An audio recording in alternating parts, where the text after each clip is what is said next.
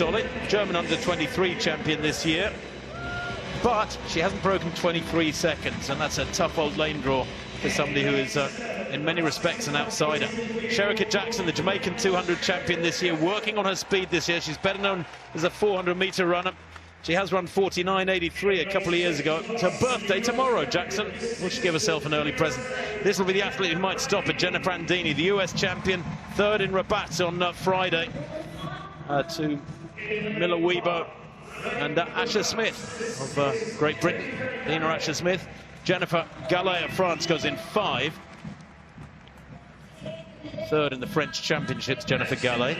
Anna-Kiel Basinska, semi-finalist of the World Championships 3 years back. Went out in the heats in this stadium last year, but 3 times the Polish champion. Good lane draw for her, lane 4. Beth Dobbin, well, she's in fabulous form as the 24-year-old rather, excuse me, UK champion at the beginning of this month in a new personal best. She missed the Commonwealth Games qualifying time for Scotland by 1/100th of a second, but boy oh boy has she come back with a vengeance. Her last 4 200s have been personal bests.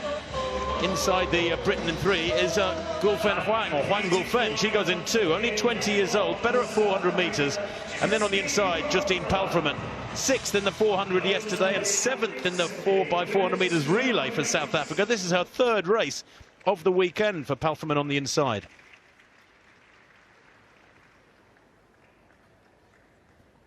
Well, Shericka Jackson, there she is. Perhaps starts as marginal favourite on paper ahead of Jenna Prandini. She's in lane 7, the Jamaican. Suffered a slight blip in Lausanne last week. She was only 3rd in 22.8. But birthday tomorrow, what a good time to give herself a big result. That line up from the inside again. Palfreman of South Africa in 1, Huang of China in 2, Dobbin of Great Britain in 3, Kiel Basinska of Poland in 4, Gallet of France in 5, then Jenna Prandini, the US champion, in 6. Jackson in 7 in that yellow vest of Jamaica, Vesoli in 8 for Germany, but Prandini is blasted off and already has passed Jackson. Well, she's better known as a 400-meter runner, Shericka Jackson, for Jamaica in that yellow. Will she come back here at Prandini? The American being closed down. They're way ahead at the moment. It's going to be very tight. The Jamaican's coming. She's getting closer. She's going to get there, and she takes it by a metre. Both of them 3 or 4 metres ahead of the 3rd placer. What a wonderful race. Prandini maybe expended too much energy in the first 50 or 60. She absolutely blasted out of the block. She ran it like a 100 metres round the bend. And I know, Tony, you'll have a view on what she might have done right or done wrong in that one. But Shericka Jackson was hunting her down, wasn't she? She's the bronze medalist from Rio over 400 metres, and she ran it like a 400-metre runner. Really patient there through the second half and through the last 50 especially. I think the instruction have been there to get out hard, try and break the stagger on the outside, put the others under pressure. But like you say, if you expend too much energy, you're not putting your hips in the right place, not coming home particularly well. Let me talk to somebody who knows more about 200 metres than me. Catherine, what do you say?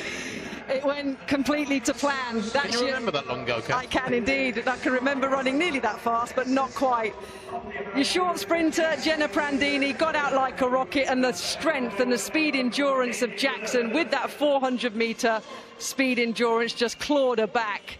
It was a wonderful race. The world number 2 against the world number 4. These are 2 of the fastest women in the world over this distance, and it was a wonderful race that we hoped. Look at the technique, holding her form. Jackson's not tired. She usually runs 400 metres, but that's a good turn of speed. Look at what she clawed back over the last 60 metres. And I can tell you as a sprinter, you're like, she's coming, she's coming. They will know Shericka Jackson's coming with her 400-metre strength. That was a brilliant race.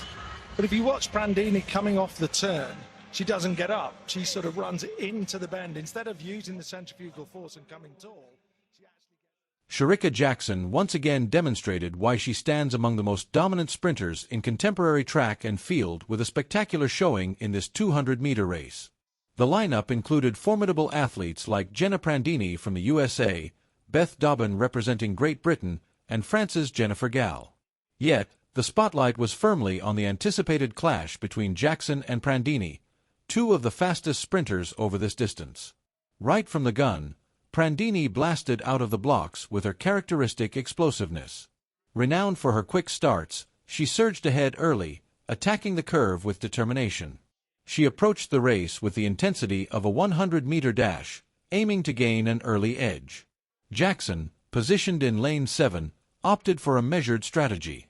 Drawing from her 400-meter background, she maintained a steady rhythm and conserved energy while holding a smooth stride. As the race unfolded, it became evident that Prandini's fast opening effort came at a cost. Though she led through most of the bend, her form began to falter as she exited the curve. Rather than harnessing the turn's momentum, she appeared to fight her own posture. In contrast, Jackson remained calm. With about 60 meters left, she initiated her signature finishing surge, rapidly erasing the deficit. Jackson's superior strength and endurance became clear in the home straight. As Prandini visibly tightened, Jackson kept powering forward with remarkable ease. Her stride remained fluid and efficient, a product of meticulous training in the longer sprints.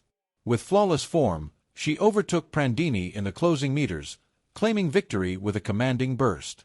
By the finish line, she had created a noticeable gap, further cementing her status as one of the most lethal finishers in the sport. This race perfectly illustrated why athletes with 400-meter experience often thrive in the 200. Jackson's stamina allowed her to hold top speed while others decelerated. Her patience and tactical execution distinguished her from sprinters who rely solely on explosive power. In the broader context of Jackson's career, this performance marked a pivotal point in her shift from 400 meters to excelling in the half-lap sprint. Since then, she has rewritten history, most notably with her blistering 21.41-second run in 2022, making her the second fastest woman ever in the 200 meters. Her progression highlights her adaptability and relentless focus on perfecting her craft. As fans and analysts turn their attention to future events like the Paris Olympics, Jackson remains one of the sport's most compelling athletes. Despite occasional injury setbacks, she has consistently shown the ability to recover and return stronger. If she continues on this path and stays healthy, even the world record could be within reach. That 2018 race offered an early preview of the greatness Jackson would achieve. Her knack for hunting down elite competitors and finishing with unmatched speed has established her as one of the most electrifying sprinters of her era. Whether targeting the 100 meters, dominating the 200, or even revisiting the 400, one thing is clear: Shericka Jackson is an unstoppable force on the global sprinting stage. This victory was more than just a gold medal. It was a clear message to the world that Jamaica's track and field legacy is alive and thriving. With each baton exchange, the team displayed not only raw talent but also flawless teamwork and national pride.